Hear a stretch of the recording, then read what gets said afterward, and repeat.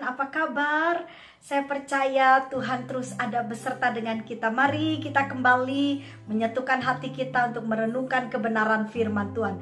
Firman Tuhan hari ini terambil dari Mazmur pasal yang ke-37 ayatnya yang ke-34. Firman Tuhan berkata demikian, nantikanlah Tuhan dan tetap ikutilah jalannya, maka ia akan mengangkat engkau untuk mewarisi negeri, dan engkau akan melihat orang-orang fasik dilenyapkan. Bapak Ibu Saudara, Mazmur ini ditujukan oleh Allah untuk betul-betul berbicara kepada bangsa pilihannya. Saya percaya setiap janji Tuhan, setiap perkataan Tuhan Bapak Ibu, sampai sekarang, sampai detik ini dan sampai selama-lamanya, itu tidak akan pernah kembali dengan sia-sia. Karena firman Tuhan itu ya dan amin. Kalau kita perhatikan, apa yang dimaksud dengan mewarisi negeri? Ya, saya yakin memang pada saat itu bangsa Israel belum ada tempat yang tetap, sehingga mereka perlu sebuah tempat untuk di mana mereka tinggal. Sehingga Tuhan katakan janji Tuhan akan mewarisi negeri yang cukup benar-benar nyaman untuk mereka tinggali. Dan apa pengertiannya? Kalau Tuhan katakan mewarisi negeri, itu sebuah pemeliharaan Allah terhadap bangsa Israel. Dan Bapak Ibu, tentunya ini menjadi satu pegangan buat kita, bahwa Allah dari dulu selalu ingin memelihara orang-orang yang mengasihi Dia. Saya yakin sekali ketika firman Tuhan ini berkata sedemikian jelasnya, ini membuktikan bagaimana Allah yang begitu baik ingin supaya kehidupan orang-orang percaya ada di dalam keadaan yang baik. Dan Bapak Ibu Saudara sekalian, dikatakan di dalam ayat ini Allah sendiri akan melenyapkan orang-orang fasik. Maksudnya apa? Bapak Ibu, orang-orang fasik saat itu orang-orang yang menindas umat pilihan Allah. Mereka yang membuat kehidupan bangsa Israel betul-betul dalam keadaan yang tidak nyaman. Dan kalau Tuhan katakan dilenyapkan orang-orang fasik itu artinya adalah sebuah pembelaan Tuhan yang luar biasa. Jadi Bapak Ibu, dua kata ini Tuhan ingin kita memahaminya, bahwa Tuhan mau memelihara kita dan Tuhan mau membela saya dengan Bapak Ibu. Jika kita memang benar-benar hidup di dalam apa yang Tuhan mau, apa yang Tuhan tetapkan, kita jalani semuanya dengan sebuah ketaatan. Nah, kalau Bapak Ibu perhatikan di sini katakan yang pertama, nantikanlah Tuhan. Kata nantikan saya cukup tertarik sekali dalam bahasa Ibrani, ada beberapa pengertian. Yang pertama adalah berharap. Jadi ketika nantikanlah Tuhan, Tuhan mau kita memiliki satu pengharapan kepada Tuhan. Tetaplah berharap kepada Tuhan. Meskipun mungkin kondisi dan keadaan tidak mendukung kita untuk memiliki sebuah pengharapan, tetapi firman Tuhan itu ya dan amin.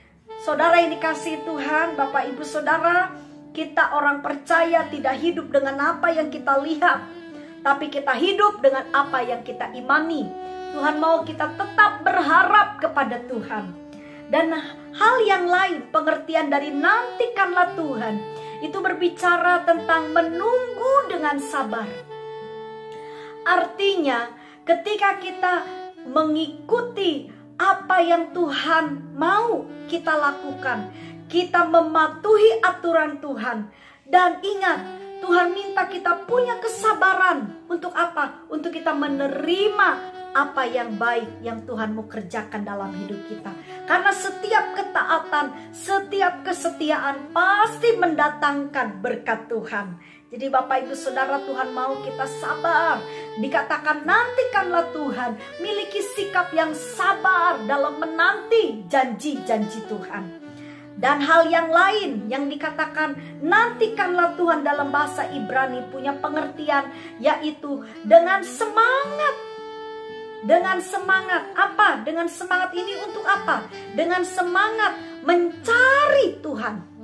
Jadi nantikanlah Tuhan itu juga punya pengertian mencari Tuhan, tapi mencarinya dengan sebuah gairah, sebuah semangat. Bapak Ibu Saudara sekalian, siapa mereka yang akan dipelihara oleh Tuhan dan yang akan dilindungi oleh Tuhan? Adalah mereka yang sungguh-sungguh dengan segenap hati, dengan sungguh-sungguh mencari Tuhan. Dan saya percaya Bapak Ibu, segala sesuatu yang kita kerjakan tidak akan menjadi sia-sia di dalam Tuhan. Jadi tetaplah berharap, tetaplah kita memiliki sikap yang sabar dalam kita menjalani hari-hari ini. Dan tetaplah dengan semangat kita terus mencari wajah Tuhan. Saya juga tertarik dengan kata yang kedua, dikatakan di sini, nantikanlah Tuhan. Lalu dengan begitu jelas ayatnya dikatakan bahwa ikutilah jalannya. Kata ikuti dalam bahasa asli itu punya pengertian yaitu mencermati, ya, memperhatikan dengan cermat, Bapak Ibu. Jadi maksudnya apa? Ikuti jalannya Tuhan. Artinya kita harus mempelajari aturan-aturan Tuhan, mempelajari firman Tuhan itu dengan cermat. Apa maksudnya? Punya perhatian yang khusus dan menelitinya tidak asal, tapi dengan sungguh-sungguh belajar dengan benar. Perhatikan firman Tuhan, pelajari firman Tuhan dengan cermat, Bapak Ibu. Seperti Bapak Ibu mungkin sedang mencari sesuatu untuk mencukupkan kehidupan Bapak Ibu.